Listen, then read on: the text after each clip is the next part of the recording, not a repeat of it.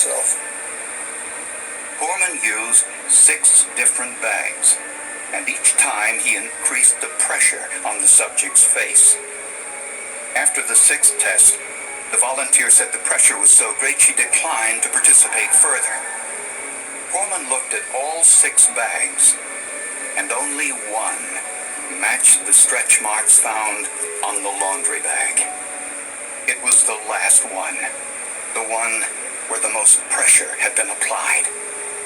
This test proved that the image on the laundry bag was a human face and was created by extreme force, not by accidentally rolling onto it. And we got very excited because now we had the murder weapon. And a life-sized photograph of Vicki Gillette was a perfect match of the image on the laundry bag. Ron Gillette was arrested and charged with his wife's murder. Never had a plastic bag with a face print ever been used in any murder trial ever. The defense attorney called it the Shroud of Portman, but we just called it the death mask. And that was our version. This is the death mask of Vicki Gillette. But prosecutors wondered whether their trash bag test would hold up in court. Now, this is a episode, and in this episode, this man murders his, I think it was his 3rd wife, and it's in the state of Nevada. Now, my thing is this: why in the world would they need to turn to a military rules of evidence manual to decide if they had enough evidence for this case? Or if this trash bag is sufficient enough to be, submitted as evidence in this murder. The military rules of evidence manual? I mean, you're telling me, in Black's Law, Bouvier's, something, all these different law dictionaries, and it's a military's rules manual is what you're turning to. And then something about that reminded me of the Libra codes. The Libra codes, which I thought right away when I started reading this was weird, because if the Union was dissolved for the United States, then Lincoln could not have been president. There was no president. That's the way it seems in my mind. So him creating the Libra codes and them sticking even after the Union was dissolved, that doesn't make any sense how they can still pass these off and adopt them into the Hague Convention on treaties on war and laws and stuff like that. That makes no sense. These should be thrown out because they weren't created by a standing active president, right?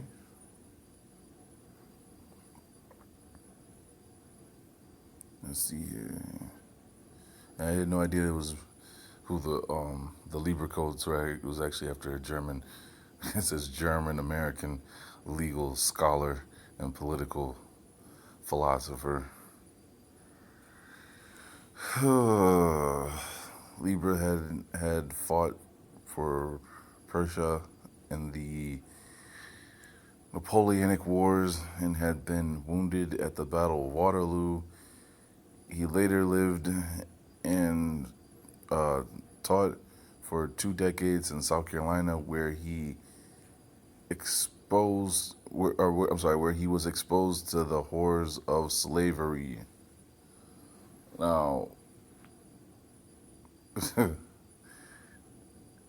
I'm still trying to find this because Chief Langley talks about ships. I'll find it and then I'll bring it back up. But I mean, slavery in South Carolina, and this is during the 1860s, right? This is around the time, from what I'm learning, is when the switch takes place. Because South Carolina, I'm trying to remember what year it was. South Carolina they come out with their own Negro laws or codes and whatnot. Well, South Carolina kept records, and you can still pull them up today, of where they would drag melanated men and women into court. Which, I mean, if you're slaves, what are they doing even taking you to court, right? Because everybody knows you're a slave. If the whole African story is true, everybody knows that you have no business going to court because you're already somebody's property. You were brought here as property, you were sold as property. What's the chance you have to go to court and prove you are, you know, what was one of the ones they claimed, Yamasi, what was the other one, Egyptian, Moor, I forget the other classification, oh, something else. But you had a chance to prove you were who you said you were, and you weren't you weren't a color, you weren't a crayon color.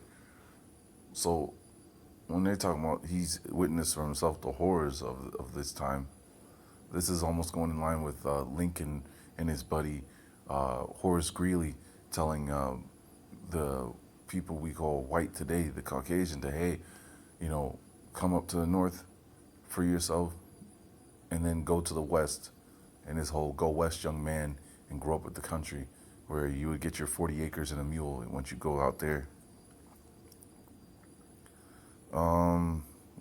Beginning in October 1861, as a professor of history and political science on New York at what became Columbus University, Libra delivered a series of lectures at the new law school titled "The Laws of Urges of War." He believed that the method used in the war needed to align with the goals, and that the end justifies the mean. How very Machiavellian of him, right?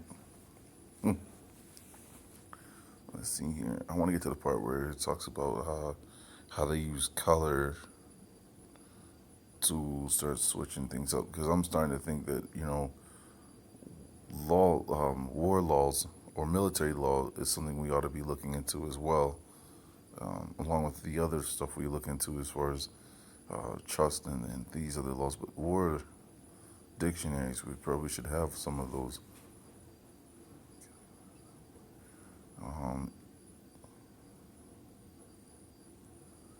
Let's see here.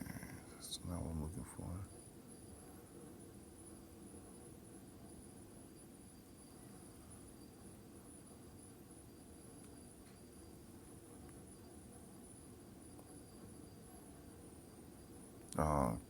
Slavery and black prisoners of war. The Libra Code was probably commissioned by Lincoln's administration to deal with the crisis touch off by Emancipation Proclamation, which the Confederate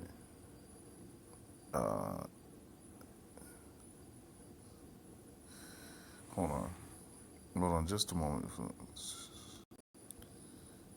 insisted was in violation of the customary rules of war. Moreover, Confederate officers such as Jefferson Davis had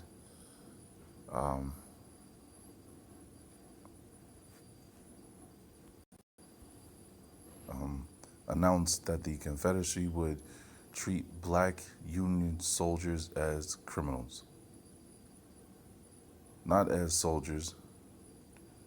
So now it makes me wonder what was the true complexion of Jefferson Davis. Is that the one where he looked? Yeah, Jefferson Davis.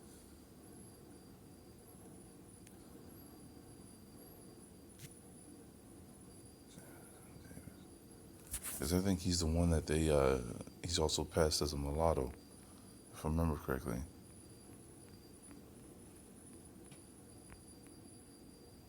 Well, let's get off the topic. Oh, Let's get off topic. We'll get back to Jefferson Davis clown.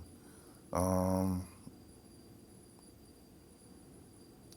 Subject to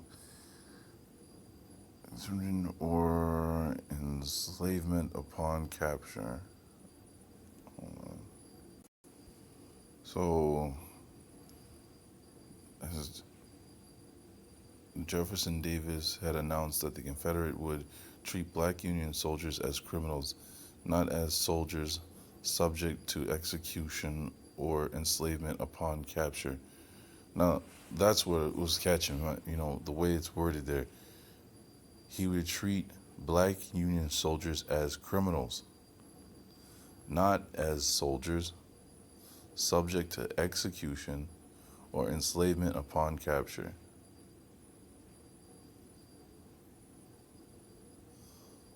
Which so-called black soldiers would he be talking about?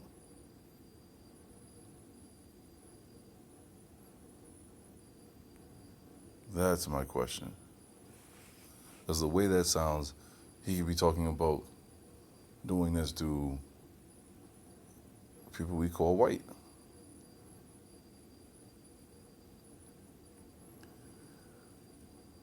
The Libra Code defends the lawlessness of emancipation under the laws of war, and that those same laws prohibit. Based upon on the basis of color among combats. So here to here, I think is what we're looking at.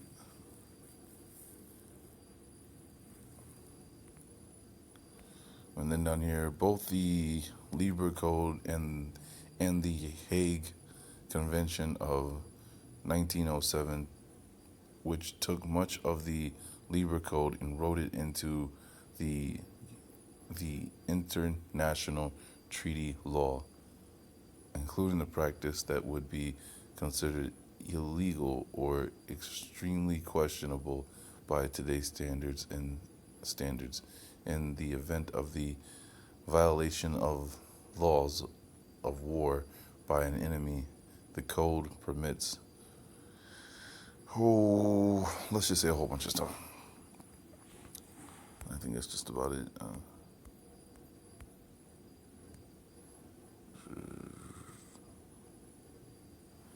That's down here. Oh, that's not what I wanted.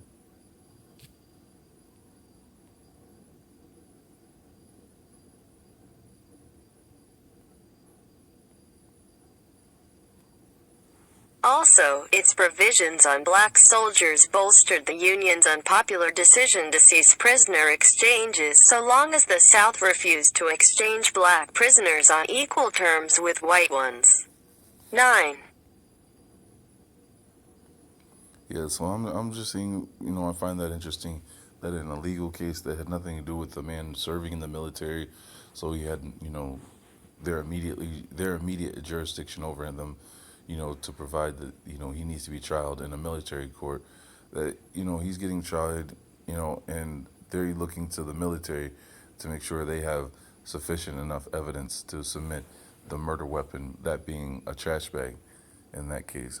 So I myself, I'm going to get my hands on one of these military manuals or law dictionaries, because I've got questions now just to compare them versus Black's Law or Boubier's, especially a Boubier's law dictionary, to see how they participate in things and how they look at this. So, I mean, you might want to too. Just something I wanted to bring out because I thought that was interesting for whatever reason. Anyways.